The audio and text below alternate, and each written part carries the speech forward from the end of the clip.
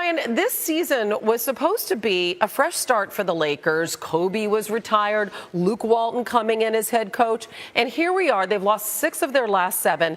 They're last in the Western Conference. What needs to change? Yeah, Hannah, they've got some real problems here. I mean, in the short run, the reason they lost by so much yesterday is they're banged up right now. D'Angelo Russell is out. Some of the guys they have playing are banged up or just coming back from injuries. But the bigger problem here is that their young star players, their young guys that they've drafted in the top 10 over the last 3 years, are not looking like they're difference-making players. Brandon Ingram yesterday gave one of the worst performances we've seen in the NBA this year.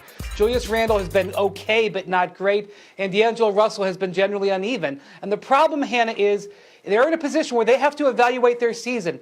They now, unfortunately, have to look, do they start to try to lose games? Because if they finish outside the top 3, they lose their draft pick to the 76ers. And with none of these guys turning into the Joel Embiid type player they need, maybe they have to consider trying to get another one in the draft. I mean, this is what we've been talking about with the Lakers year after year. And if they're not drafting well, then what does it matter how high their draft pick is, in a sense, if these draft picks aren't coming through? And so when you look at the front office and the decisions that are being made, what about a change there, Brian? Yeah, that's the thing. You know, Mitch Kupchak and Jim Buss are under pressure to deliver a good season because otherwise Jeannie Buss has indicated she might make a change there.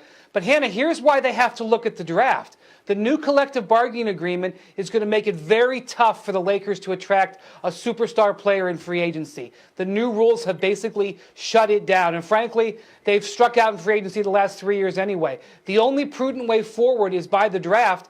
And the last 3 drafts have not elicited a star player for this team as yet. You can talk about Brandon Ingram or D'Angelo Russell's upside. I don't see any of those guys as being guys who will be difference makers in the short term.